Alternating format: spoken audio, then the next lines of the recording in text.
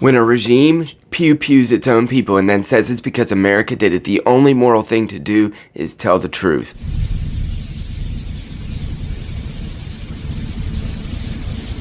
Before we get into it, my name is Casey. I've been a husband, father, therapist, and conservative man from the Midwest for more than a decade, and I have seen the collapse of the American mind and heart, one patient and one client at a time. If you can get behind a future of faith, fatherhood, and freedom in America, please like on the way in. Let's get into exactly what's happening in Iran and what should America do about it.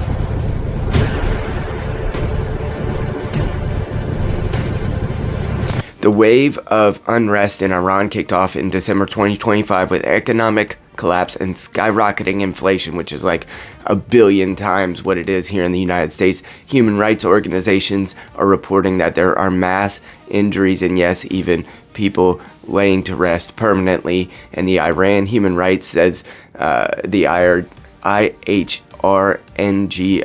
says at least 148 people have been permanently pew-pewed, including children, and that there are thousands more injured. And as a matter of fact, there are media reports that say that there are more than 10,000 Iranians that have been taken into captivity, and there's even rumors that the Iranian regime is not hiding what they are going to do to those people, which is as bad as you can imagine. It's more than just a few hotheads in the streets. The Iranian government tries to split the crowd into two categories. Sure, some grievances are real, but also the people in the streets are rioters and enemies, and yes, have even been motivated by the American-Israeli regime. It always goes back to them, doesn't it? Reuters quotes Iran's Supreme Leader Ayatollah Khomeini saying that he will not yield to the enemy and that rioters should be put in their place. This is what true fascist dictatorship looks like. The phrase "put in their place" isn't rhetorical, it's a policy signal, and that policy is going to be arrests. And then part of the reason why they turned the internet off in Iran is to facilitate whatever they wanted to do, as well as not allowing the demonstrations to be blasted out to the general public. Watch this. We're seeing out of Iran. The government, of course, has cut off the internet to the entire country. They've even cut off landlines, like old-timey phone lines, because they're trying to keep these images from getting out. They've been cutting electricity to cities. And in stepped Elon Musk with Starlink. The reason that we're seeing these images right now is because Starlink, using satellites over Iran, is able to, and it's not a perfect system. It's not everybody has the access that they want or that they need, but enough of these images and video is getting out, which is the only reason we're seeing this. So let's get to America's part in it. Of course, Trump took action against the Iranian regime last year in some targeted strikes, and then that has been used as a foundation for representing that this conflict basically was propped up by America, as well as the former and deposed Iranian prince who is working to try to get the messaging out there from his American home. The regime's most reliable propaganda weapon that they've been using thus far says, if citizens rise up, they must be foreign instigators. Reuters reports authorities in Iran accusing U.S. and Israel of fomenting the disruption in their country, and the media has been calling and condemning, saying that terrorist actions from the United States and Israel are to blame. Basically what they're saying from Iran to the other media outlets there are, don't believe your lying eyes, believe the state, it's an outside job. It couldn't be that the inflation in Iran is so bad that people can't feed themselves. What someone smarter than me said is, we are really only missing 3 meals away from complete civil unrest, and that is exactly what's happened in Iran. When you can't feed your children, nothing is off the table. So you also see this theme echoed in official messaging captured in reporting. Iran's foreign minister is quoted as arguing that the protests are different because of U.S. and Israeli interventions, urging people to look at statements from the U.S. and Israel so they're using U.S. media as evidence that this is being propped up externally.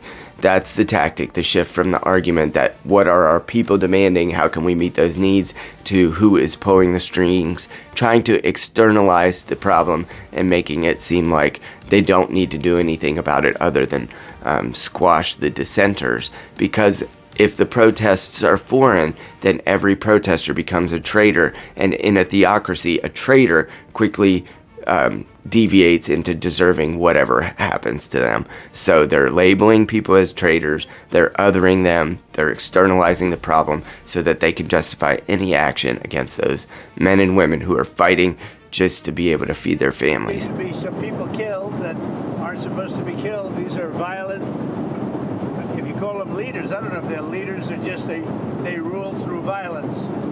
But we're looking at it very seriously. The military is looking at it.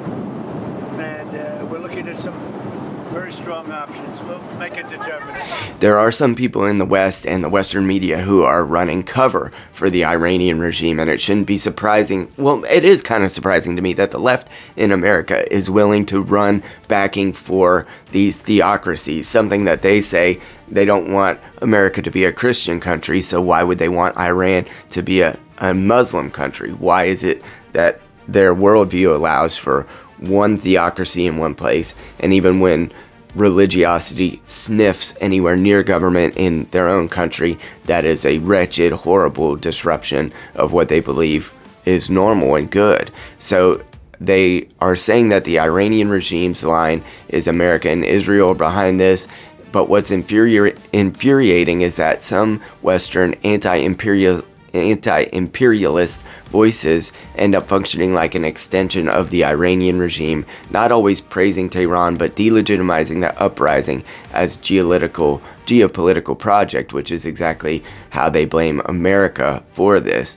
The first move that the American media, in part, is trying to play is saying it's not a revolution, it's a regime change operation that's being done externally, just like what the Iranian regime is saying. A Jacobin piece warns that the protests risk becoming a new front in what they describe as a total war involving U.S. Israel, focusing heavily on outside actors, opportunity structures, rather than centering on Iran's public demands. So they don't give a crap what the Iranian people need, they're just stating that it's foreign intervention. The second move that they're running is that foreign attention itself is the real danger, and so the media blackout, the internet blackout in Iran, as well as even covering it at all, is part of the danger, because if you speak too loudly about the inconsistencies or about the way that the Iranian regime is actively working against their citizenry, then you risk causing further uprising. And so their move has been to just shut it down,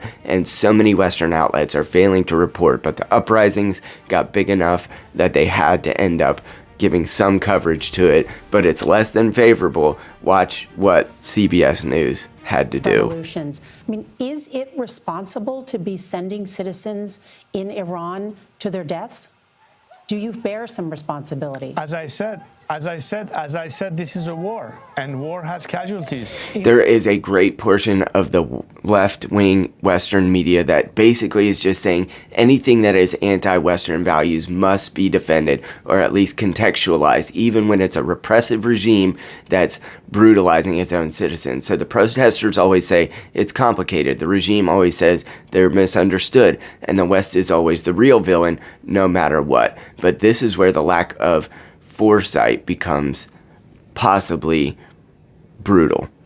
Because if your worldview trains you to excuse authoritarian violence as long as it's aimed at the West, then you're helping build a world where repression wins, where propaganda wins, where the state power crushes dissent and then blames an external enemy. And that does not stop at Iran. That logic will come back around to us, and eventually the left in our country will begin to recognize just how brutal this can be, because there are certain worldviews and certain ideologies and certain religions that do not care if you are trying to prop them up or not. They will still take you. They will still be totalitarian and authoritarian against you, and yes, even theocratic against you. And I'm talking about Islam. And so these will be the useful idiots, just like in the Jacobins where they'll be the first ones that will be eventually brutalized if they allow this type of ideology to spread worldwide.